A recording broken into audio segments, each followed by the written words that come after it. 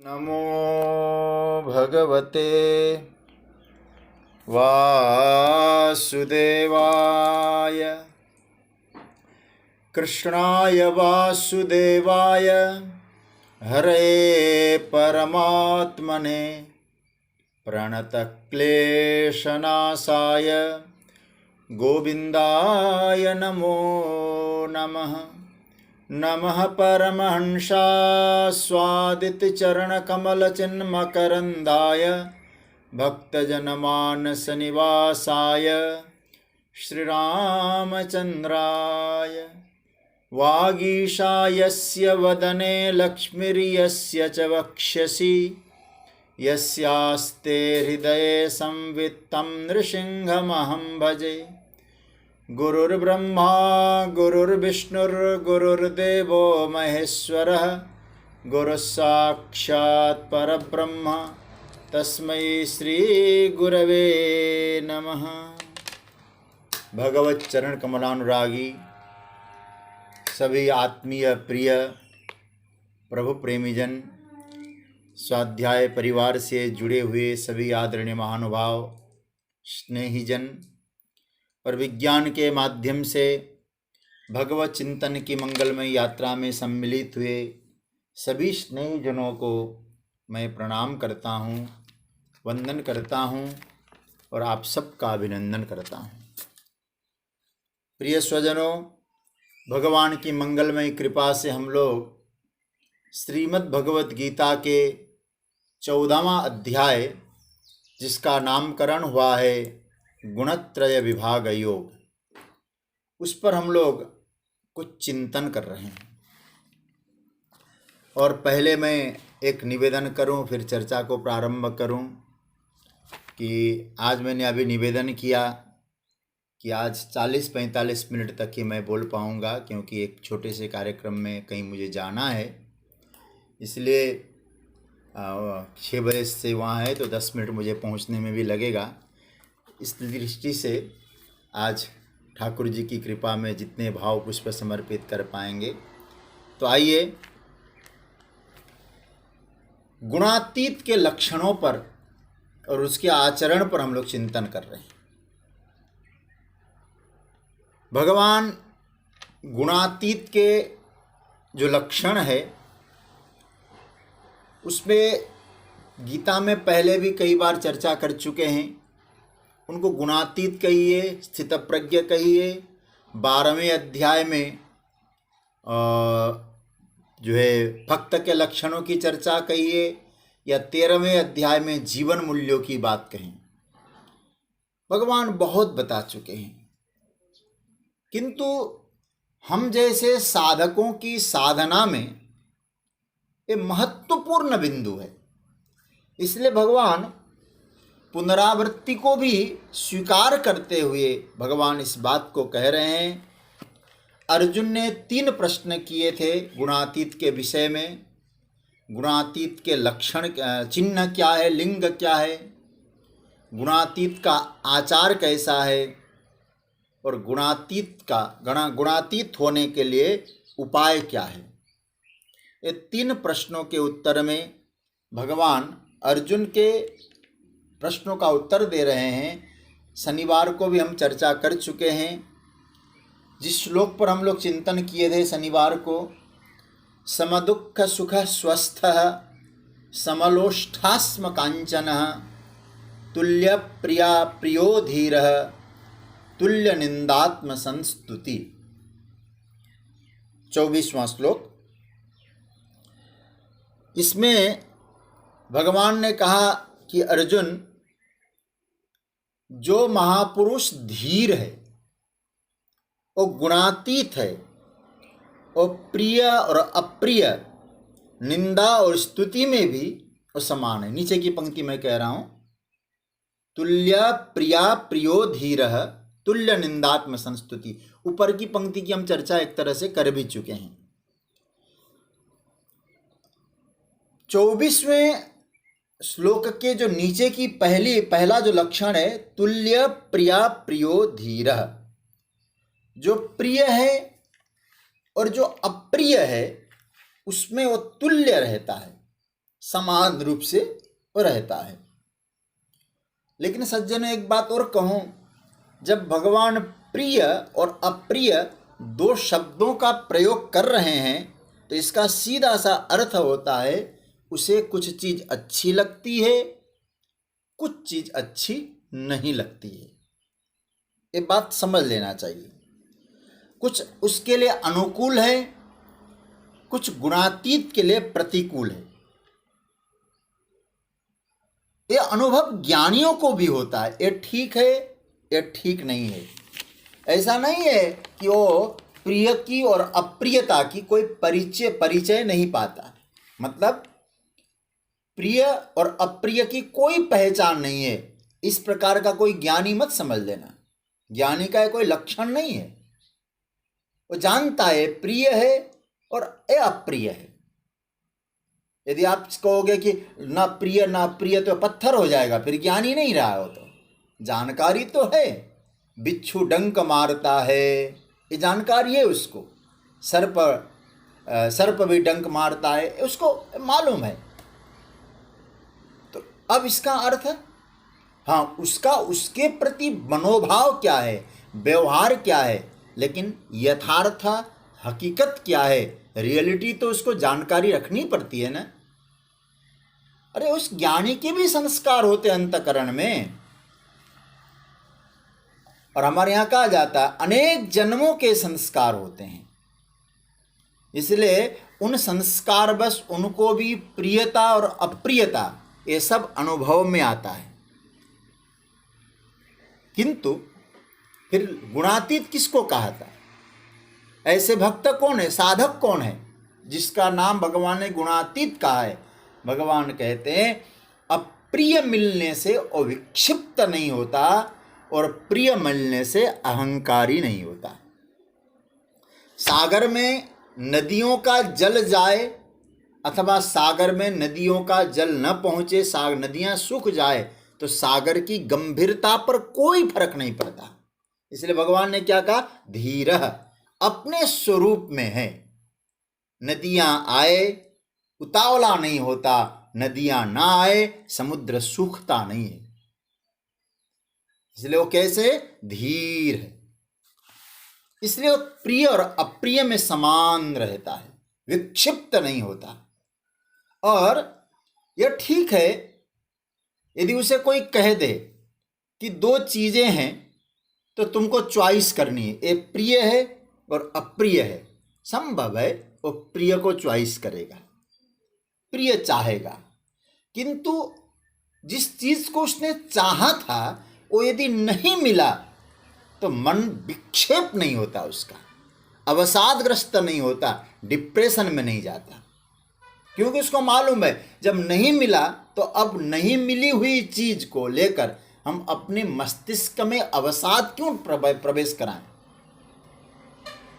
ठीक है, संस्कार के अनुरूप उसके जीवन में प्रियता का अनुभव होगा, अप्रियता का अनुभव होगा, किंतु वो जानता है, जो सच्चा ज्ञानी है, इन दोनों का जो अनुभव है, मैं शब्दों का प्रयोग कर रहा हूं, इन दोनों का जो अनुभव है, किस किस का अनुभव?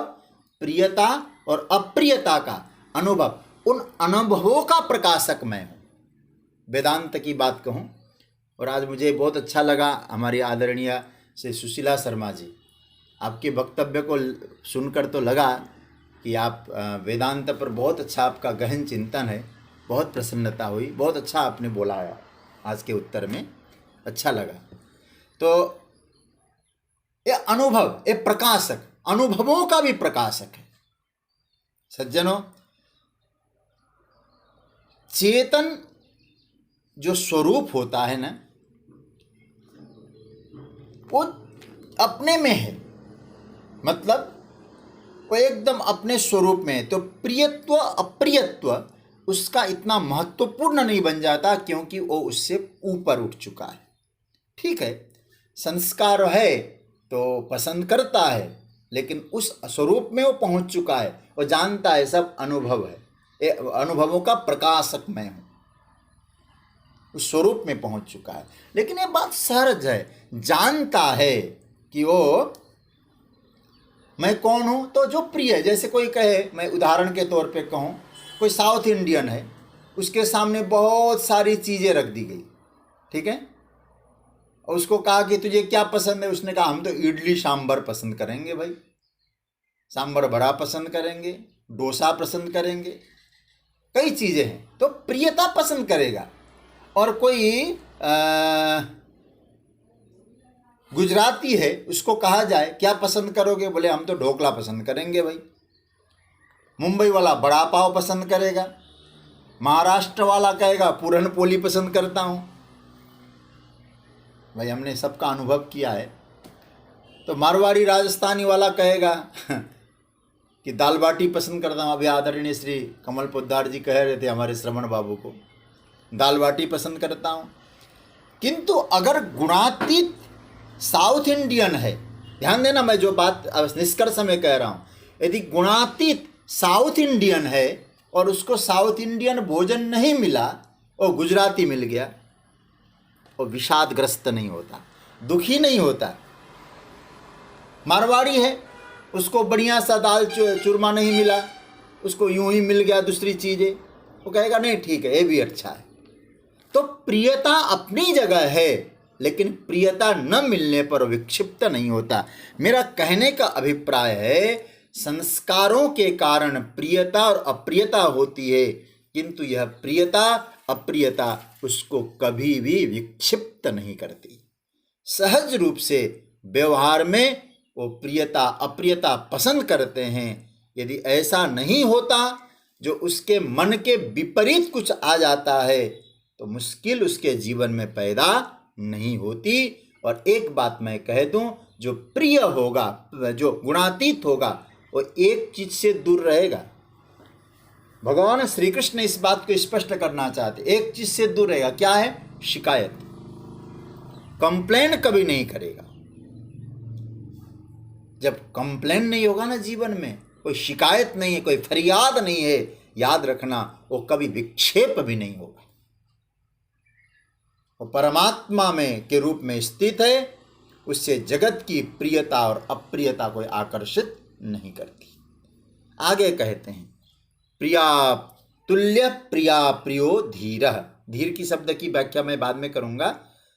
प्रिय और अप्रिय में तुल्य है, मतलब जो पसंद तो करता है लेकिन जो प्रिय न मिला विक्षिप्त नहीं होता, और प्रिय मिल गया तो हमारा अभिमानी नहीं होता। ये बात है यहाँ गुणातीत का।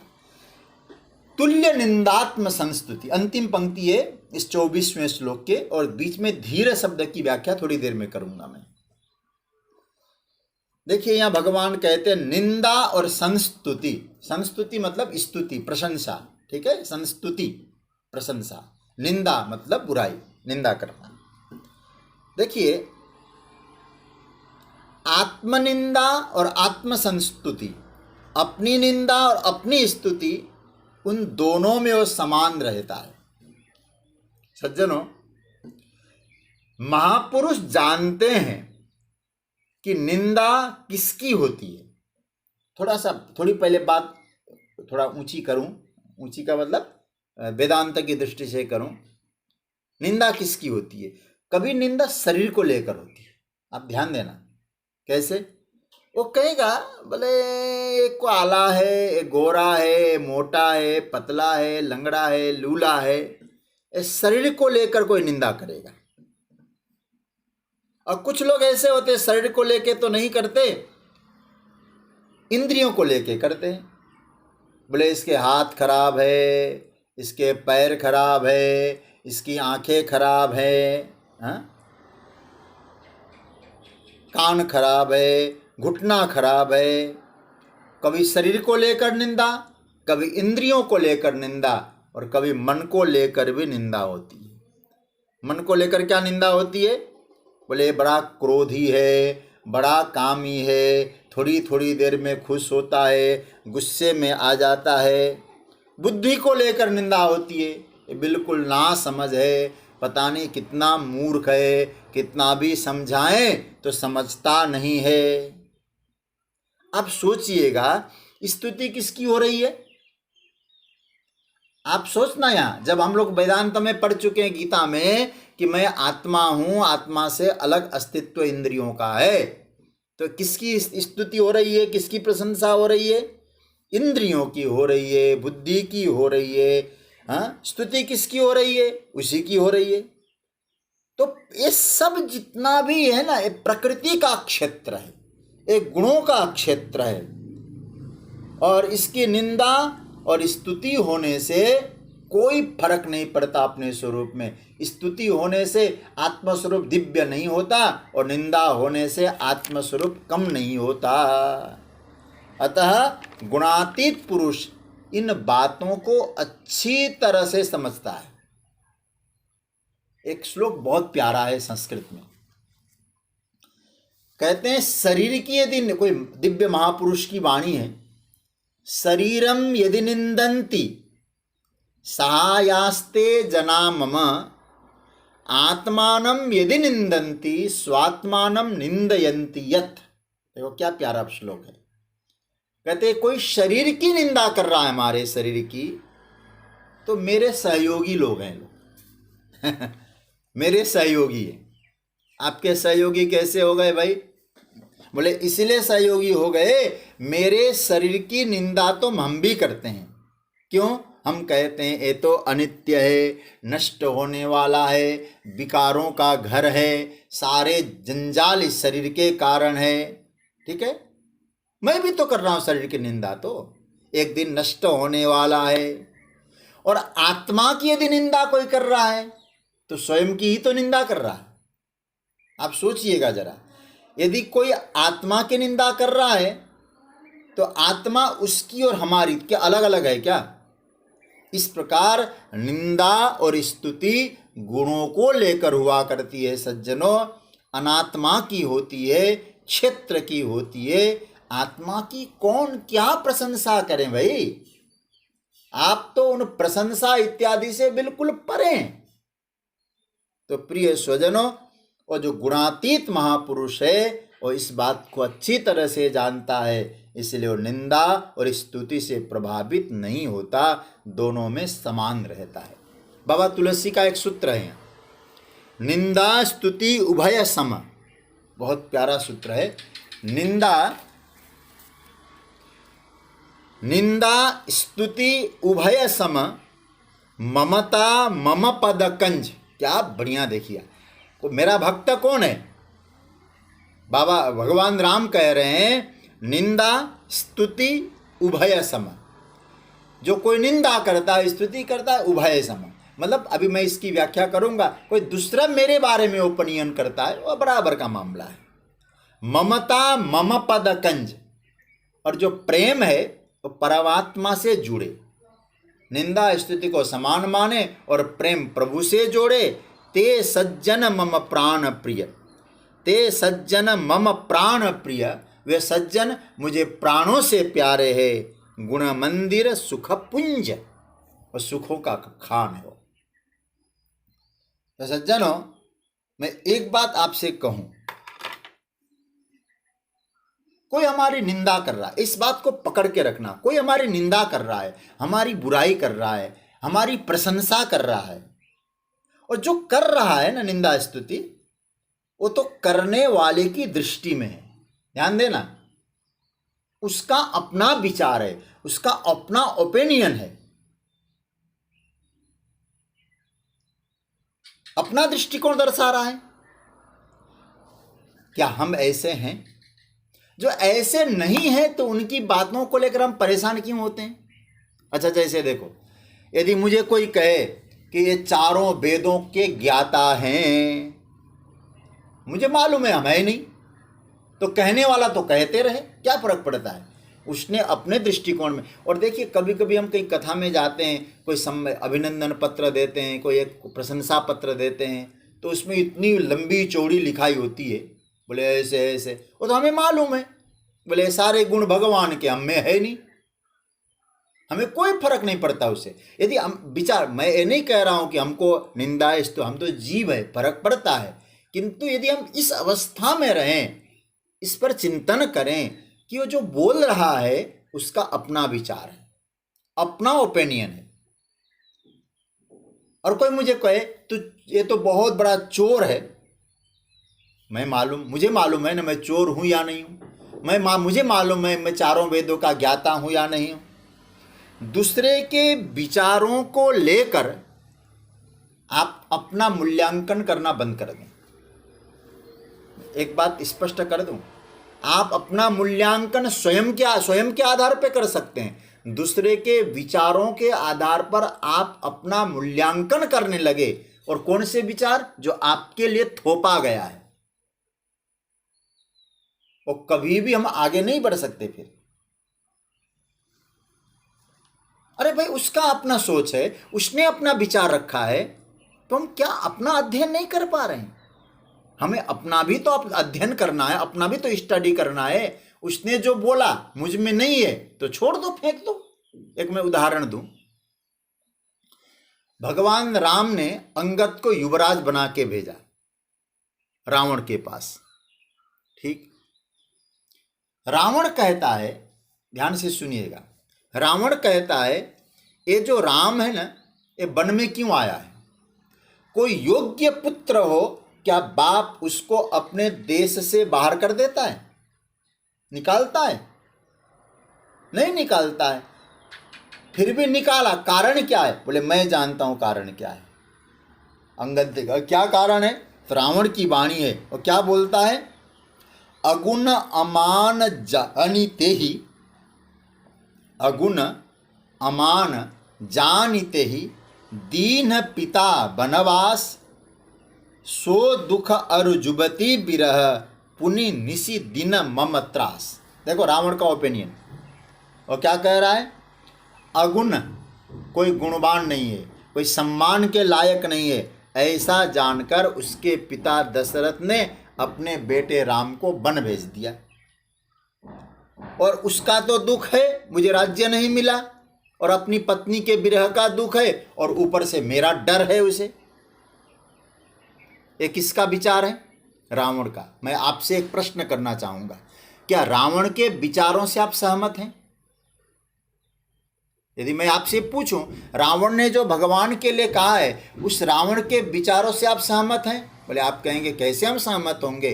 तो मैं आप ही से कहूंगा, जब रावण के विचार जो आए उससे आप सहमत नहीं हैं राम जी के लिए, तो मैं आपसे कहूं कि हमारे बारे में कोई अपना विचार रखता है, आप सहमत हों क्या जरूरी है क्या? उसने अपने विवेक के आधार, उसकी बुद्धि वैसी थी, उस तक पहुंचा है, उसने बोला है।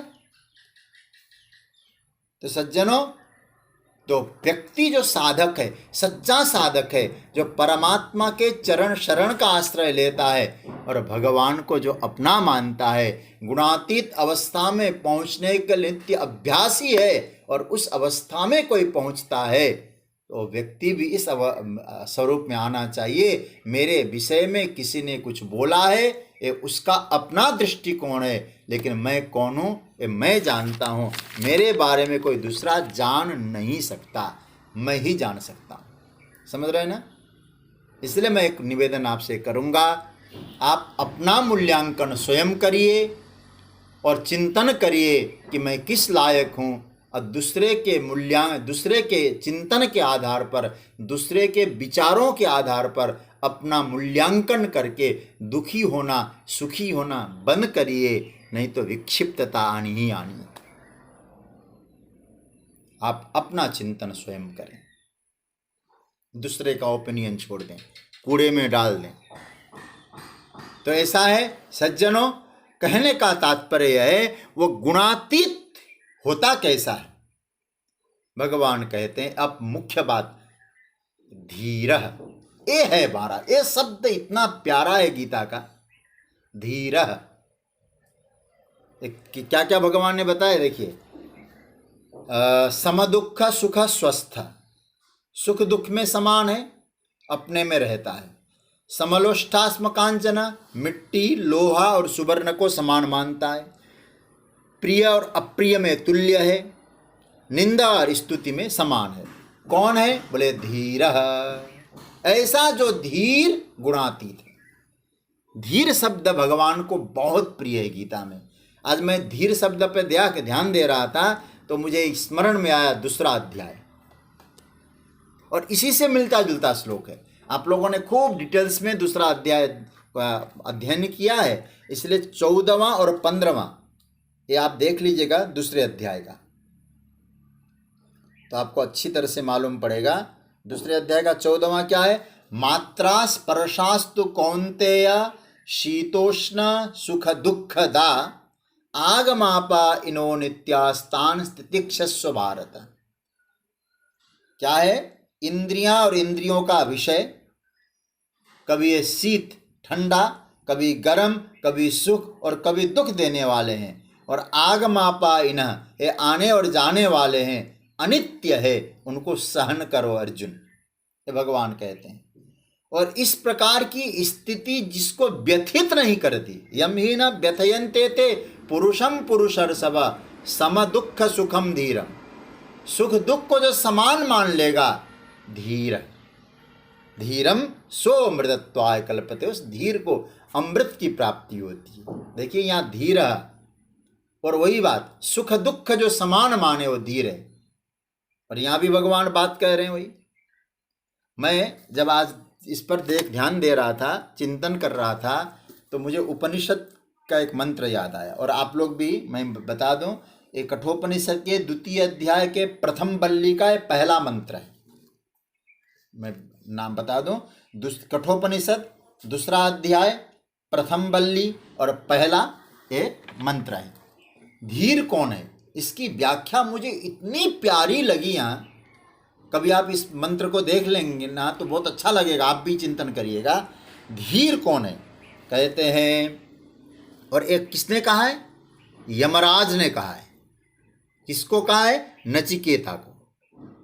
नचिकेता को यमराज उपदेश करते हुए कहते हैं धीर कौन है। देखिए यहाँ, परांचिखानी व्यतृणत् स्वयंभू तस्मात् परांग पश्यति नान्तरात्मन् कश्चिद्धीरः प्रत्यगात्मानमैक्षत आवृत्त चक्षुममृतत्वमस्मन्। देखिए कहते हैं कि परमात्मा ने, स्वयंभू ने हमारी इंद्रियों के सारे द्वारों को बाहर कर दिया। ध्यान से सुनिएगा। परांची खानी, खानी मतलब द्वार, क्या है? देखिए बाहर कर दिया। ये इंद्रियां जितनी भी है ना, इनके दरवाजे किधर है? सब बाहर है। तस्मात, इसलिए होता यह है, ध्यान से सुनिएगा, इंद्रियों के द्वार बाहर होने के कारण उन इंद्रियों से भीतर प्रवेश नहीं बन पाता। आंखों से बाहर देखते हैं, भीतर देख नहीं पाते। कानों से बाहर की सुनते हैं, भीतर की अंतरात्मा की आवाज नहीं सुन पाते हैं?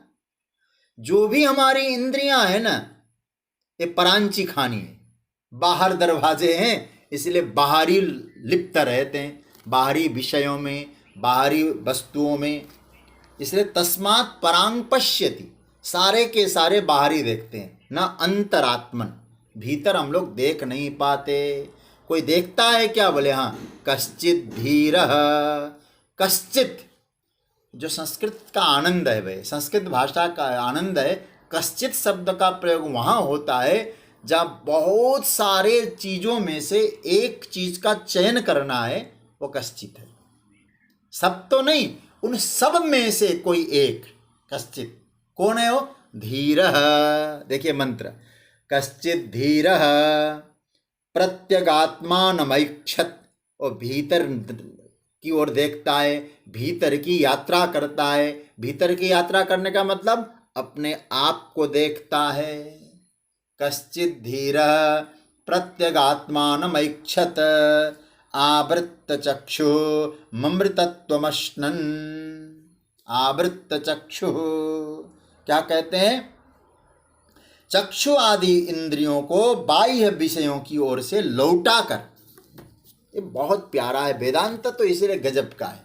अब क्या करना है? अब इंद्रियां बहिर्गामी न बने, अंतर्गामी बने, भीतर की यात्रा करे, और भीतर का सौंदर्य, भीतर का आनंद, भीतर का लालित्य का दर्शन करे इंद्रियां, तो फिर वो जो भीतर ले जाएगा रिटर्न करके, बाहर की जगह भीतर प्रवेश कराएगा, वो कौन है? धीरः।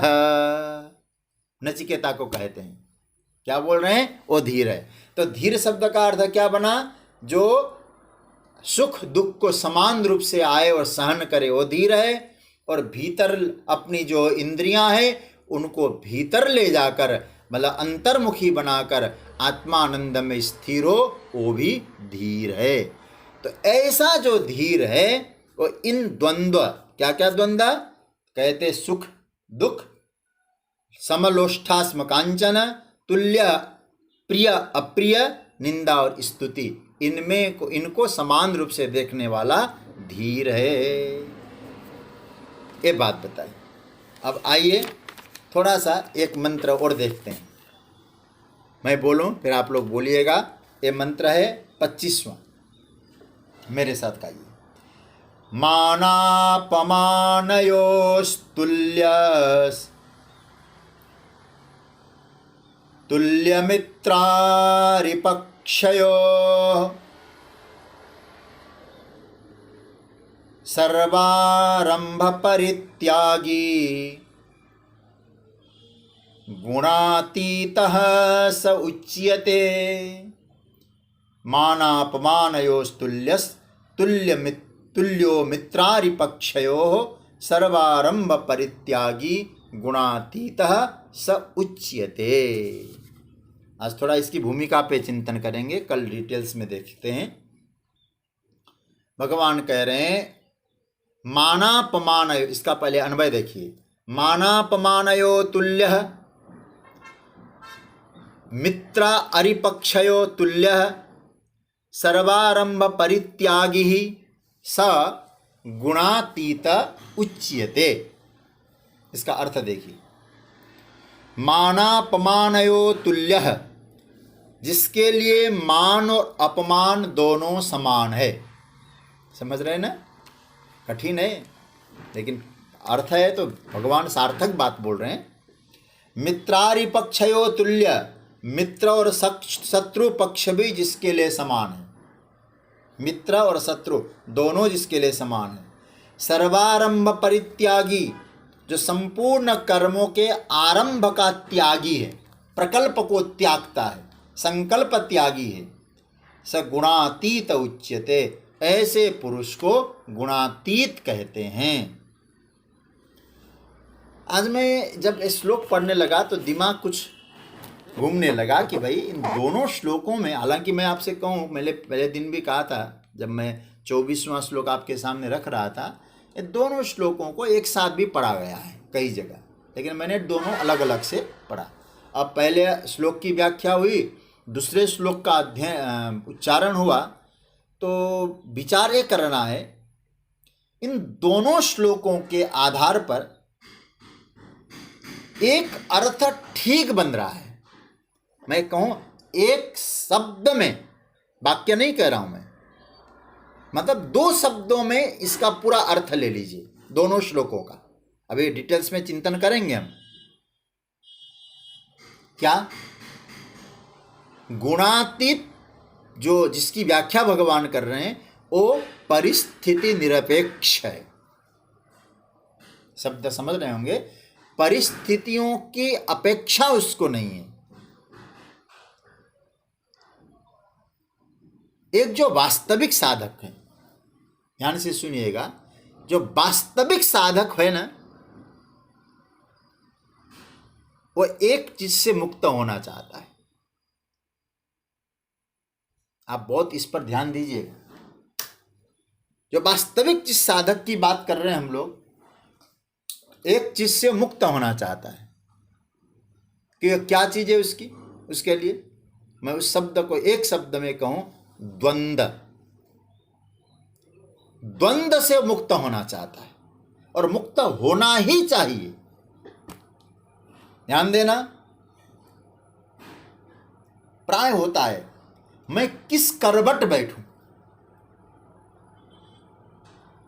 इस करवट बैठूं या उस करवट बैठूं। एक करवट बदलने से द्वंद्वातीत नहीं होगा महाराज। एक कई करवटें हैं, सुख दुख के करवट, मानापमान का करवट। अब उसे तो द्वंद्वातीत होना है। बुरा मत मानिएगा, एक करवट बदलना ही तो द्वंद्व है। कभी हम लोग सुख के करवट की तरफ थे, कभी दुख के करवट की तरफ चले गए, कभी प्रिय के करवट ले लिया, कभी अप्रिय का करवट ले लिया, निंदा स्तुति का, मानापमान का। मैं एक चीज कहूं, जिसके पीठ में दर्द हो ना, भुक्तभोगियों को मालूम है। मैं भी 2 बार इसका भुक्तभोगी हो चुका हूं। तो बहुत अच्छा है। हमको जब इस फरवरी में कथा थी गुड़गांव में, केवट चरित्र पर, हमारे आदरणीय कमल पोद्दार जी ने, और अभी जो मैं गुड़गांव में था कुछ दिन पहले ही, तो आपने वहाँ सोहना ले जाके, एक बड़े अच्छे बाबा जी हैं, उनके माध्यम से मुझे बहुत लाभ दिलाया। मुझे बहुत लाभ भी है उससे। नहीं तो कमर जिसको दर्द है उसे कहो अनुभव बड़ा विचित्र है। पीठ में दर्द हो, कमर में दर्द हो, हम जैसे बाहर के लोग उसको कह देते हैं, भैया एक काम करो, जरा बैठ जाओ तो शायद तुम्हारा ठीक हो जाए। दाईं करवट ले लो ना, थोड़ा बाईं करवट ले लो, इस कुर्सी पर बैठ जाओ, शायद ठीक हो जाए। लेकिन जिसको दर्द है, जो दर्दी है, उसे क्या लग रहा है, मैं जिस तरह से बैठ जाऊं दर्द तो वहीं का वहीं है। आप समझना सज्जनों, मैं जो बातें बताने जा रहा हूं, हम दुनिया वालों का यही हाल है।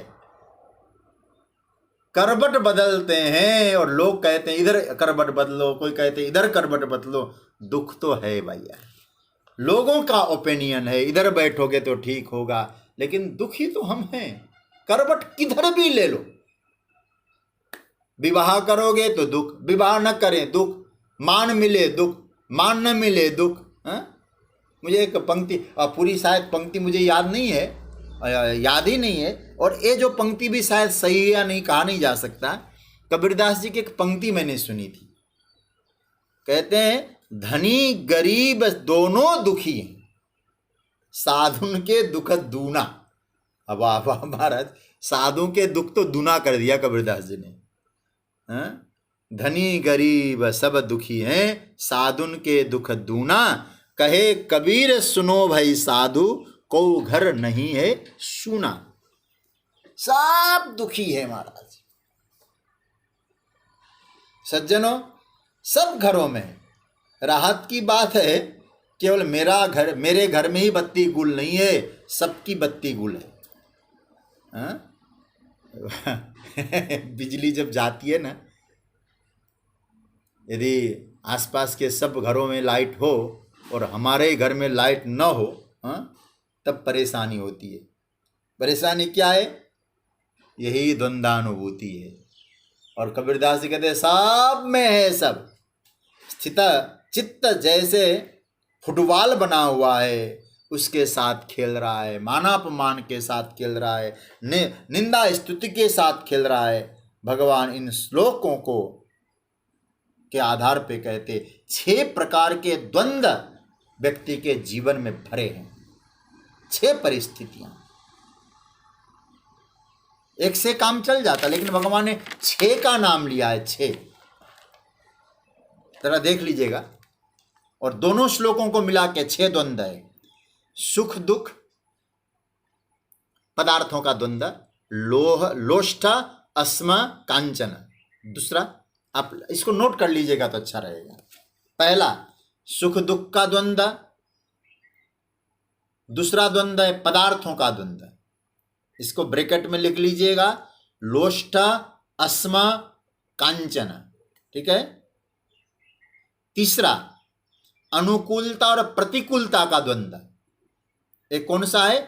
प्रिय और अप्रिय। ये 4 जो द्वंद्व, और चौथा है निंदा और स्तुति।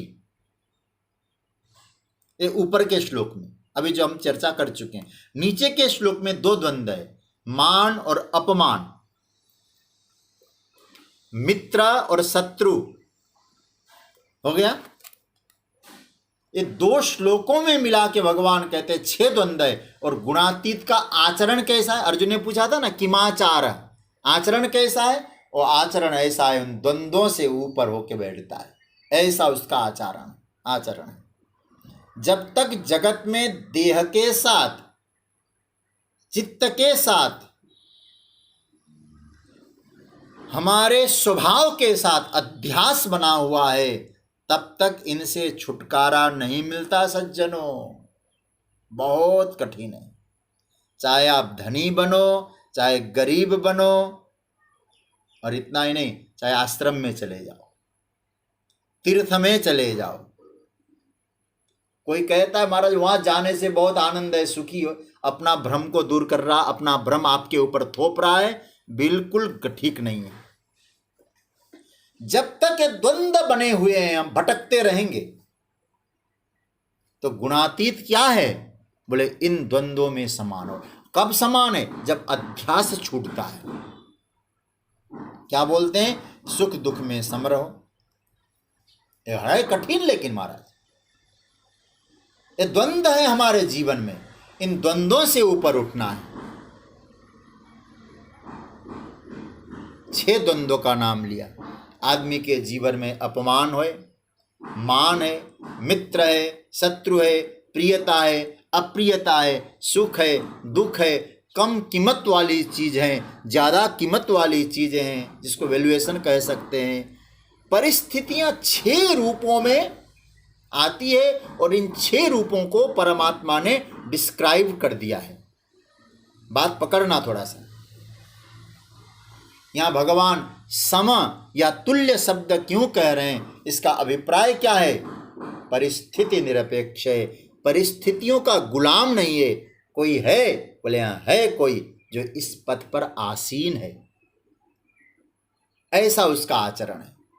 इन परिस्थितियों से ऊपर उठ चुका है, वो परिस्थिति निरपेक्ष है। वो कौन है? उसी का नाम है गुणातीत। ऐसा उसका आचरण है। इसकी और डिटेल्स में हम कल आएंगे और चर्चा करेंगे। और मैं 1-2 निवेदन आपसे करना चाहूँगा।